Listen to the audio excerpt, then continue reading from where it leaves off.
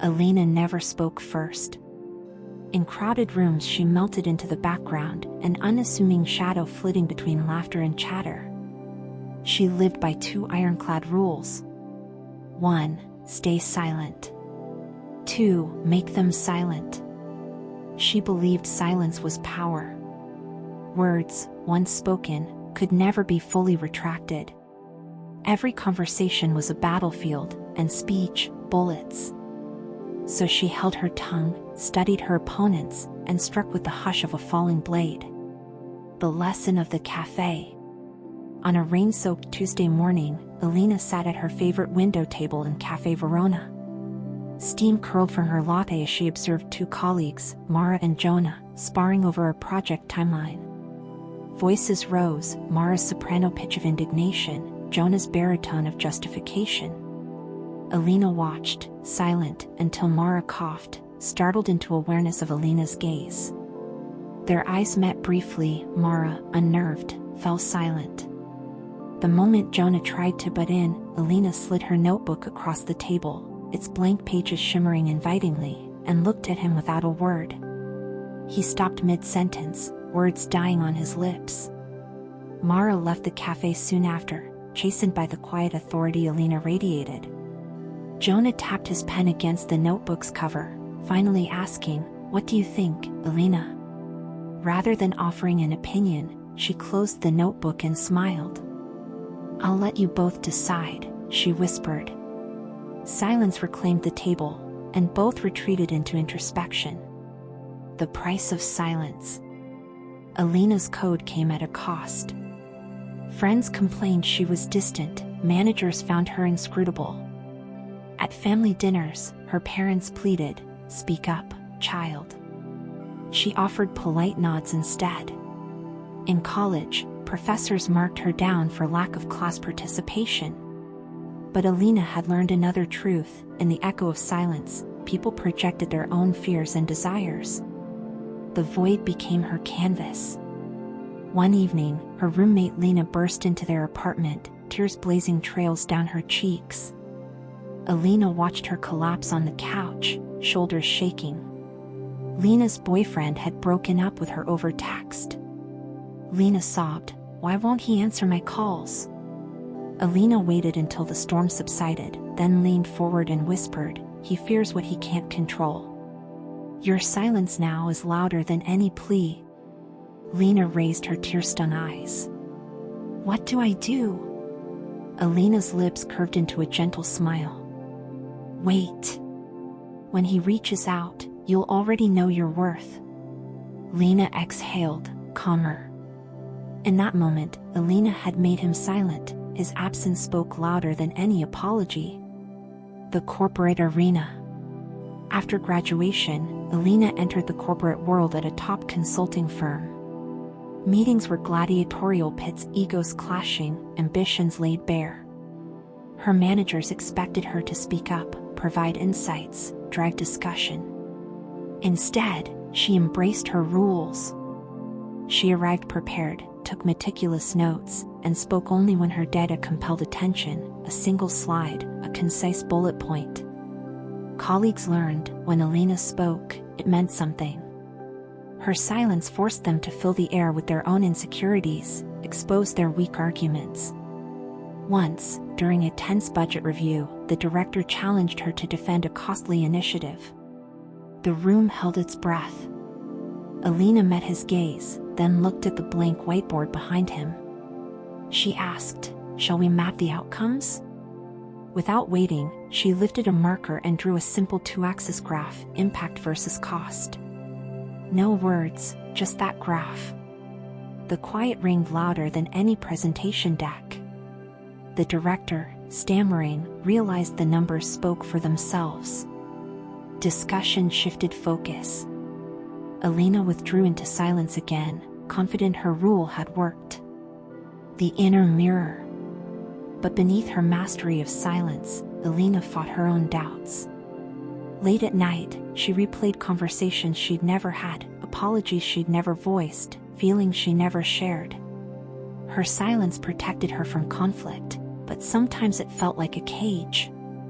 One autumn dusk, Walking through a park of golden leaves, she paused at a bench where an elderly man sat feeding pigeons. He glanced up and nodded with weary warmth. "Beautiful evening," he said. Alina hesitated. The urge to remain silent warred with something deeper. She found her voice. "They reminded me of falling stars," she said softly, gesturing to the leaves. The man smiled. "You have a poet's heart." He told her of his wife, who'd passed years ago, and how he spoke to the pigeons to fill his lonely days. Alina listened, offered gentle questions, let the words flow. For the first time in years, she felt the ease of shared vulnerability. When she finally rose to leave, her silence felt lighter, but she also carried a new awareness. Sometimes, breaking silence is the greatest act of courage. When silence breaks. Weeks later, her old friend Mara reappeared in her life, this time at a networking gala. Mara approached hesitantly. "Alina, I owe you an apology. That day in the cafe, I was so aggressive. You taught me a lesson in calm." Alina inclined her head, her eyes soft. "And what have you learned since?" Mara exhaled. "To listen, and to choose my words carefully." Mara offered to buy her a drink, but Alina shook her head. "No words needed. Your actions speak volumes." Mara understood. She walked away, leaving Alina alone in a sea of chattering professionals. Alina closed her eyes, inhaled the hum of voices, and smiled. The final test. The ultimate challenge to her two rules came when her younger sister, Nia, fell into a toxic relationship. Alina watched from the sidelines as Nia's partner belittled her dreams, its poison dripping in backhanded compliments. Alina's instinct was to intervene, to call him out, to storm into his apartment and deliver a speech that would make his ears ring. But her code held firm: stay silent or make them silent. She chose the latter. Nia confided her fears over tea. Alina listened, silent, until Nia's tears stopped. Then she slid across a small envelope. "Emergency fund" was scrawled inside. "Take a week away. Reflect. You know where I live."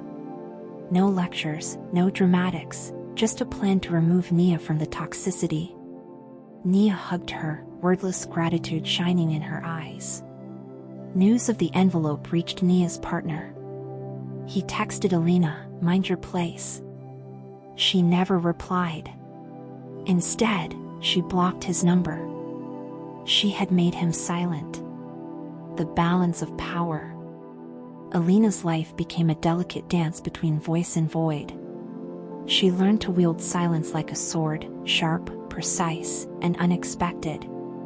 But she also discovered that silence, when wrongly applied, could wound as much as words. She remembered the old man's kindness and the warmth that came from honest conversation. So she refined her code. Use silence to observe. Understand motives before reacting. Use speech to connect. When the moment calls for genuine empathy, use silence to protect. To shield loved ones from harm. Use voice to uplift. To share truths that heal. Epilogue: The Quiet Revolution. Years later, Alina stood at a conference stage, invited to speak on leadership. The audience hushed, expecting a torrent of bullet points. Alina closed her eyes, let the silence stretch, then spoke two simple words: "Thank you." And then, without fuss, she sat down. Murmurs swelled. Attendees looked at each other, uncertain how to fill the void. On the screen behind her, slides flickered to life, quotes from her mentors, data on team success through active listening. The presentation spoke for itself. Her act of silence had set the tone. As she left the stage, a young attendee fell into step beside her. "How did you do it?" he asked. Alina smiled softly. "I remained silent until the world needed to listen, and only spoke when it mattered." She laid a hand on his shoulder. Remember, the loudest voices aren't always the wisest. Sometimes, the greatest power lies in the unsaid. And with that, she vanished into the crowd, silent, yet echoing in every thoughtful pause. Thank you for spending this time with us. If you found this video helpful, don't forget to like, share, and subscribe to Don't Give Up. Let's continue exploring life's challenges and insights together.